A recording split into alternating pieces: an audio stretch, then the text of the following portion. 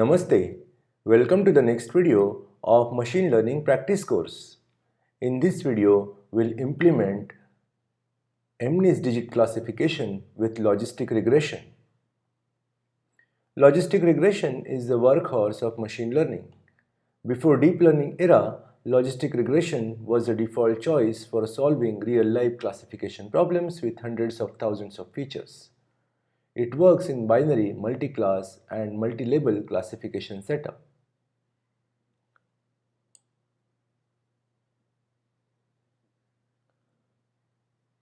So in the last week, we solved the problem of recognizing handwritten digits using perceptron classifier.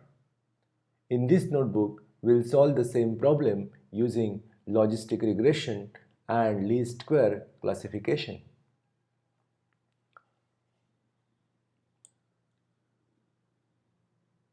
So we'll begin by importing commonly used imports like numpy and pprint. Then we set the random seed in order to make the notebook's output stable across run.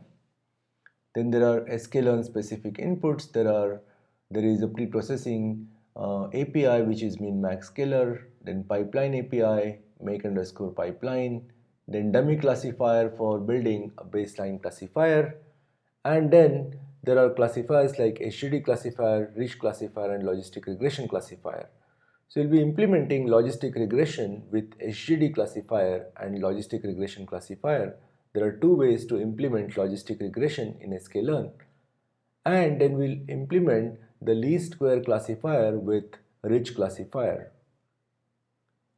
Then we have a bunch of APIs for model selection which we will be using. One is cross-validate, then RandomizedSearchCV and cross-val-predict. So we normally train our model with cross-validate in order to make robust model training across different training sets, and we evaluate it across different test sets. So when we train model with cross-validate, we are generally making our training robust. Then RandomizedSearchCV is used for hyperparameter tuning and searching for the best hyperparameters in the given amount of budget. And cross-val-predict is used for predicting the labels for examples in different test sets in the cross-validation manner. Then there are a bunch of metrics that we use. Log loss, which is the loss that we calculate for logistic regression. So log loss is also known as cross entropy loss.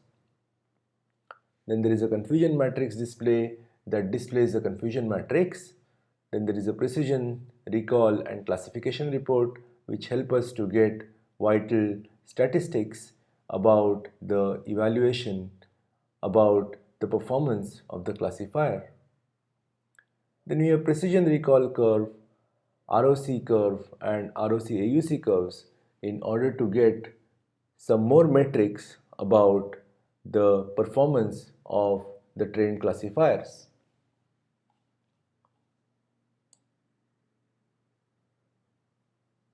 So in RandomizedSearchCV, we need to specify distributions, and for specifying the log uniform distribution, we import it from scipy.stats.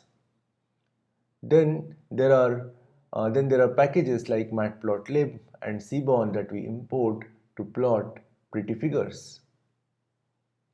Then there are some global settings about axis, ticks on the axis and the figure.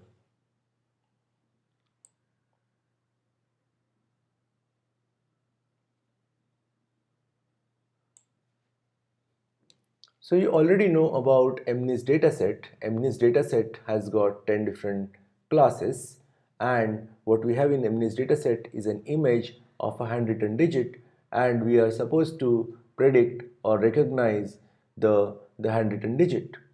So there are 10 different classes 0 to 9, and we will be given an image and we need to learn a classifier to classify the image into the given digit.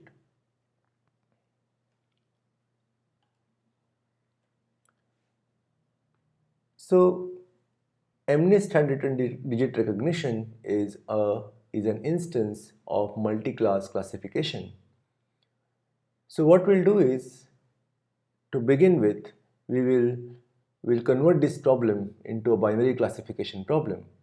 So where what we'll do is we'll try to recognize, let's say, whether an image is of digit 0 or not. So image will either get a label of 1 if it is the image of digit 0, and it will get a label of 0 if it is not the digit 0. So that's how we make a binary classification problem, and we will first demonstrate the usage of logistic regression in the binary classification. So as a first step, we'll download the MNIST dataset, and we download that data with fetch_openml API. We specify the name of the dataset, which is MNIST_784, and we are setting return_x_y equal to true, which returns the feature matrix and label as pandas data frame.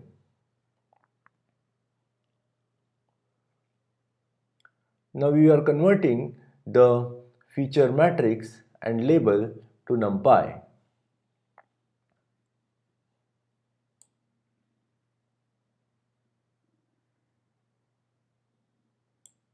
So we have obtained the data, which is the first step in any machine learning pipeline, and the next step is to pre-process the data. So the input for us is an image, and so each image is 28 by 28, so there are 784 numbers corresponding to each image, and each number denotes the pixel intensity at that particular location in the image. So the value in each feature is between 0 to 255. So as a pre-processing step, we are going to scale the range of the feature between 0 and 1. And this scaling is important, especially when we are using SGDClassifier, which uses stochastic gradient descent in order to learn the parameters of the model. So there is a note of caution that do not apply mean centering in images, as it removes zeros. So here in this particular data set, we use scaling, feature scaling, which is the min max scaler. So we instantiate a min max scaler object, and we call fit_transform method on the feature matrix. So now you can see that the minimum value of the feature is 0 and maximum value is 1. So we have effectively converted each feature in the range between 0 to 1.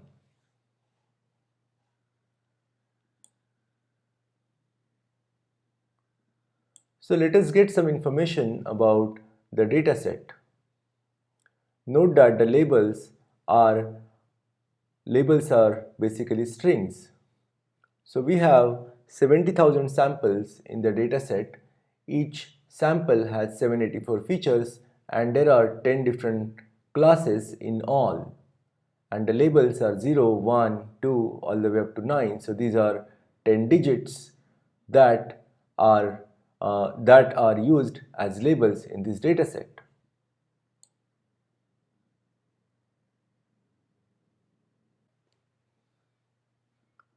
Let us visualize few of the input examples. So these are the images that are part of the input data. Each image is 28 by 28.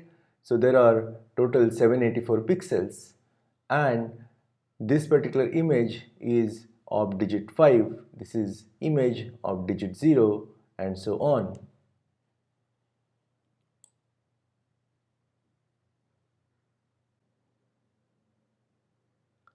As a next step, we split the input examples into training and test sets. So we use 60,000 examples in the training set and 10,000 examples in the test set. The examples or samples in the training data are already randomly shuffled, so we need not shuffle it again.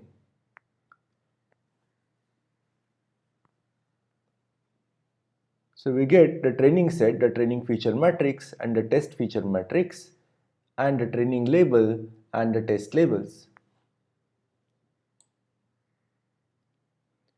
You can see that most of the classes have equal number of examples, and average number of examples per class are about 6,000 in the training set.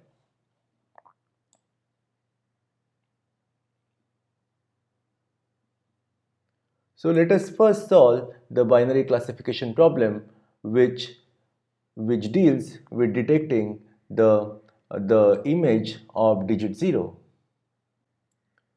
So in order to solve this binary classification problem, we need to change the labels of the original examples. So we'll assign label 0 to all the digits between 1 to 9. They will be assigned label 0, and for the digit 0 we'll assign label of 1 because we are interested in learning the 0 detector. So remember that in perceptron we had set the negative label to -1, and here we are setting it to 0.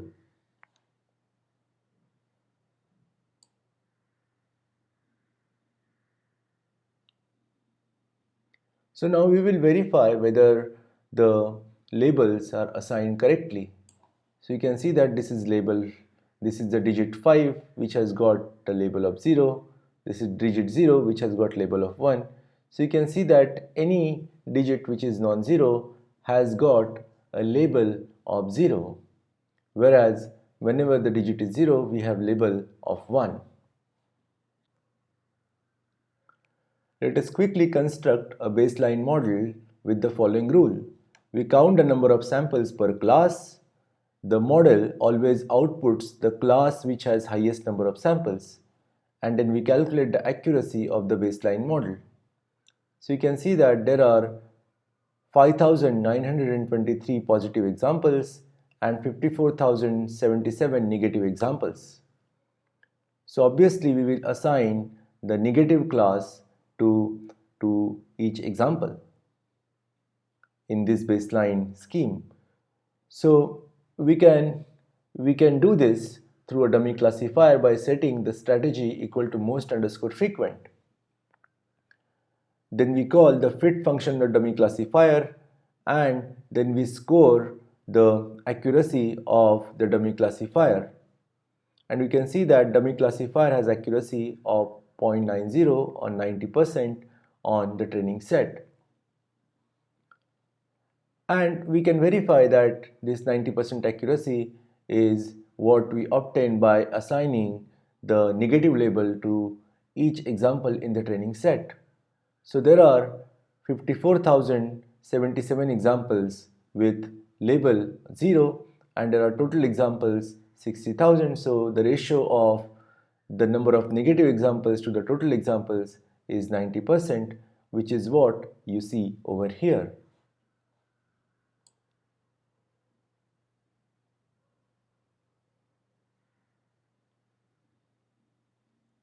As a next step, we'll apply the logistic regression model for this binary classification problem. So before applying logistic regression, it is helpful to recall some of the important concepts covered in machine learning techniques course. So in case of logistic regression, the training data consists of a pair of feature matrix and label vector.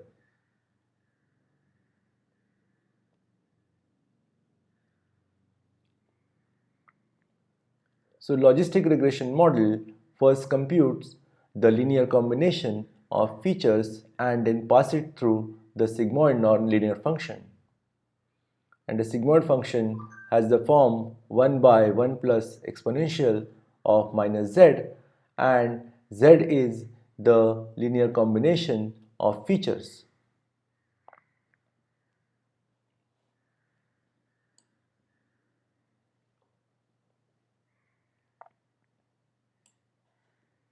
Then we use cross entropy loss function as a function that we optimize for learning the parameters of logistic regression, and we use gradient descent optimization procedure to optimize the cross entropy loss.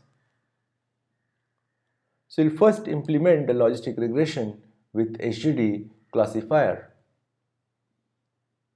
So SGD classifier has bunch of default parameters. So loss is equal to hinge loss, penalty equal to L2, the value of regularization is equal to 0.0001, L1 ratio is 0.15, fit underscore intercept equal to true, maximum number of iteration equal to 1000, the tolerance is 0.001, and so on. So these are the default settings for the SGD classifier. So in order to use this SGD classifier as a logistic regression classifier, we set the loss parameter to log.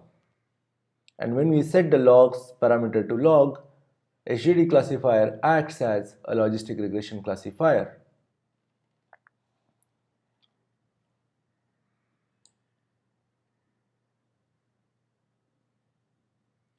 So here what we'll do is we'll create an instance of a binary classification and call the fit method to train the model. In order to get the learning curves, as we used to discuss in machine learning techniques course, we'll use partial fit method and show how to obtain learning curves for SGD classifier. And while using partial fit, we set the parameters like warm starts to true and maximum number of iterations to 1. We'll see it in detail in a few minutes.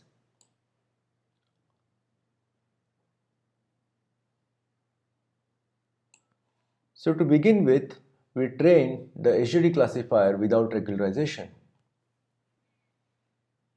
So we set alpha equal to 0, which is the regularization rate, and we set the learning rate, which is eta 0 to 0.01. Eta 0 is actually the initial learning rate, but since we are setting the learning rate equal to constant, this eta 0 will be used as a learning rate throughout the training. Then we instantiate SGD classifier with loss equal to log.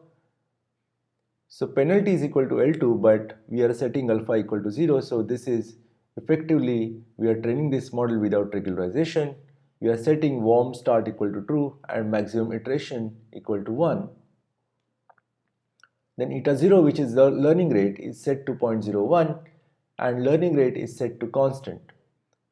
Now what we are going to do is we are going to train this SGD classifier in an iterative manner where we will run this SGD classifier for 100 iterations. In each iteration we call the fit method, and the fit method helps us to learn the parameter of the logistic regression model. And then we call the predict underscore proba method on the training set in order to get the prediction. And then we use the log loss in order to calculate the loss due to the model parameters that we have learned, and because of which we get the prediction y underscore pred, and we compare that prediction against the actual labels. So when we run this particular code, we get the learning curve as follows. So we have iteration on x-axis and loss on y-axis, and you can see that with every iteration the loss is coming down. And as you may recall from our discussion in the machine learning techniques course, this is an ideal learning curve that we get if the model is getting trained properly. Let us calculate the training and test accuracy, and training and test accuracy in our case is 0.99. We know that accuracy alone is not a good metric for binary classification. Hence, we compute precision, recall, and F1 score for the model. So we first calculate this metric on the training set. So we first calculate the confusion matrix. This is the confusion matrix that we get on the training set. So these are the examples that are correctly classified, and off diagonal entries are the examples that are incorrectly classified. We calculate the classification report and we see that for label 1 we have precision of 0.98, recall of 0.96 and F1 score of 0.97. For label 0 we have precision, recall and F1 score equal to 1. And you might wonder why this score is 1 even if there is some misclassification.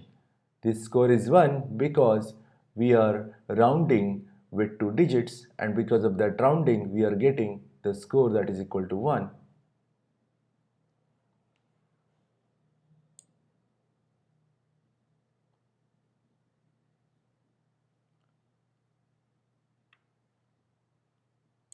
As a next step, what we'll do is we'll train the SGD classifier with cross-validation. So for the cross-validation based training, we set the number of iterations to 100 and we set the warm start equal to false. So that is the only change from our previous training setup.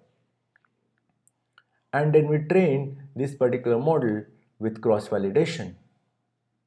We are using the precision, recall and F1 scoring for evaluating each model that we learn with cross-validation setup.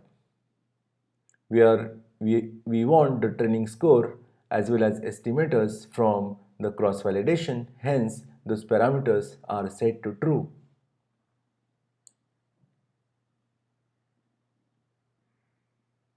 Now you can see that we have trained this model with 5-fold cross-validation, hence we get 5 different classifiers and we get the scores, the time it took to learn each of the classifier on different test sets, the scores like F1 score, precision and recall on training as well as on the test set.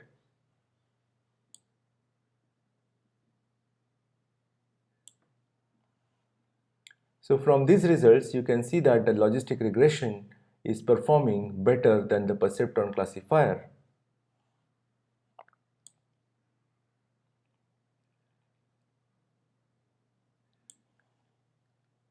And here you can also check that different classifiers have gotten different values for F1 precision and recall, and we can select the one that has got the highest values of these metrics. So for example, the highest F1 score is obtained for this particular model, which is the third model.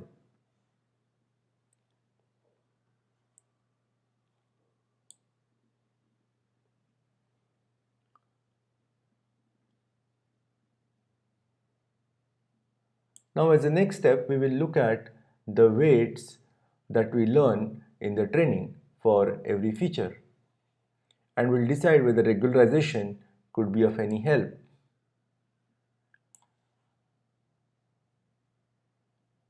So the intercept term that we got is minus 4.89, and here what we have done is we have plotted the weights of the remaining 784 features. So we have feature index on the x-axis and weight value on the y-axis. So it is interesting to observe how many weight values are exactly 0, and those features contribute nothing in the classification. So we wrote a small code snippet to find out number of weights with 0 values. So there are exactly 67 weights that have value of 0. So as such, the regularization is not required in this case because there are hardly any features with very high weight values. However, in order to demonstrate the regularization, we will perform the regularization, and for regularization we are using L2 regularization with regularization rate alpha set to 0.001.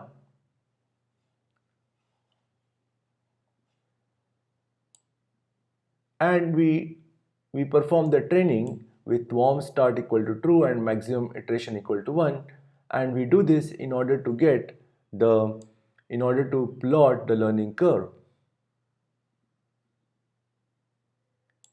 And you can see here that the learning curve is again an ideal learning curve where the loss is going down after every iteration.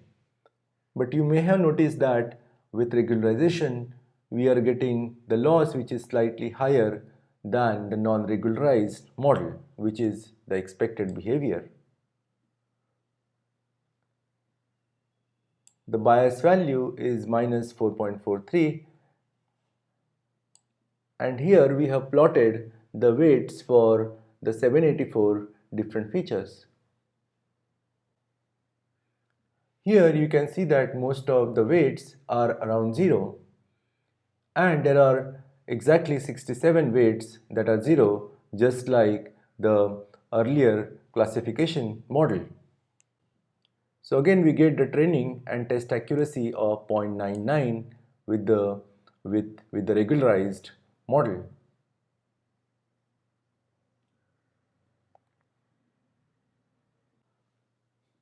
Here is the confusion matrix for the regularized SGD classifier, and you can see that the precision and recall numbers for class 0 and class 1 in this classification report.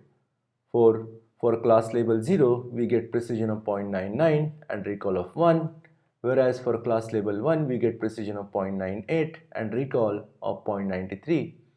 The F1 score is 0.95.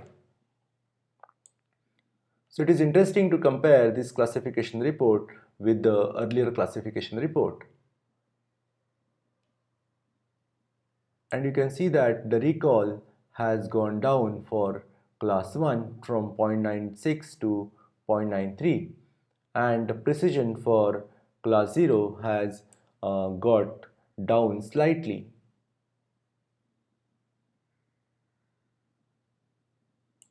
Which you can see over here. Next, what we do is we display the input images and their predictions. So this is the input image, which is 0, and since we have a 0 detector model, it assigns label 1 to this particular image. We'll plot few more images along with their predicted labels. And you can see that in each of these cases, the predicted labels make sense. So this is image 7, which is non-zero image. That's why we have prediction of 0. For digit 2, we have prediction of 0. For digit 1, we have prediction of 0. Similarly here for digit 4, digit 9, digit 5, all of them get prediction of 0. Whereas for digit 0, we get prediction of 1.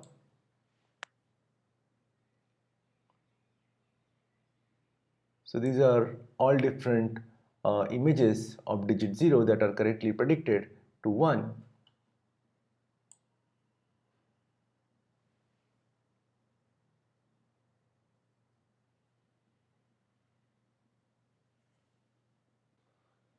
As a next step, we perform hyperparameter tuning. So there are two hyperparameters in our case. One is the learning rate and second is regularization rate. For the moment, we skip the regularization rate and we train the SGD classifier without any regularization. And here we will just search for the learning rate using RandomizedSearchCV. So we define a grid for learning rate, and in case of RandomizedSearchCV, we define a distribution from where the hyperparameters will be drawn. So we are going to use log uniform distribution between 10 raised to minus 2 and 10 raised to minus 1. So LR underscore grid is an object that contains a method called RVS, which can be used to get samples of a given size. Therefore, we pass this LR underscore grid object to RandomizedSearchCV, which internally makes use of RVS method for sampling. So if we called RVS method on LR underscore grid object with the number of samples to 3 and random state to 42, we get these 3 samples for the learning rates. So we are defining the SGD classifier with loss equal to log, penalty equal to L2, but we are setting alpha equal to 0. So this is effectively a non-regularized model. We are setting maximum iteration to 1 and warm start equal to true. We are setting the initial learning rate to 0.01 with learning rate equal to constant. Now we define a RandomizedSearchCV object with this estimator class as an argument and then setting the parameter distribution, and here we are going to search for learning rate, and the parameter distribution for learning rate is set to LR_grid. We perform 5-fold cross validation and we'll use precision recall and F1 scoring for hyperparameter tuning. We want to perform 5 iterations of RandomizedSearchCV and we want to refit the model on the F1 score. So now we call the fit method on the RandomizedSearchCV by providing the feature matrix and the labels.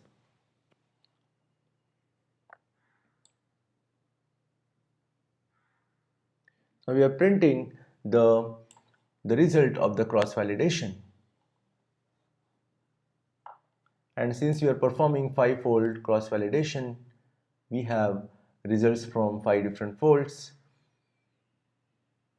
So we select the best estimator using scores.best_estimator_. These are best estimator, and for that best estimator we see for label 1 the precision of 0.98 and recall of 0.92, whereas for the label 0 we have precision of 0.99 and recall of 1.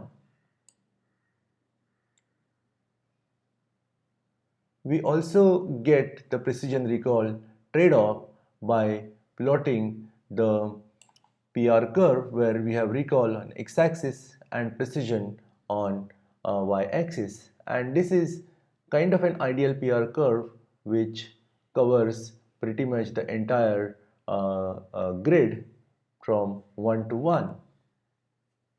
And we also plot an ROC curve which is again a very ideal ROC curve that we have gotten.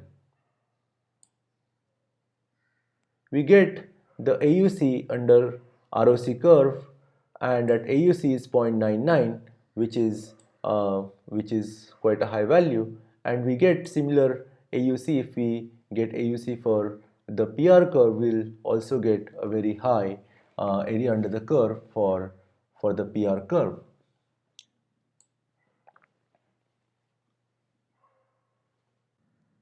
In this video, we used SGDClassifier to train logistic regression model to detect digit 0 from images.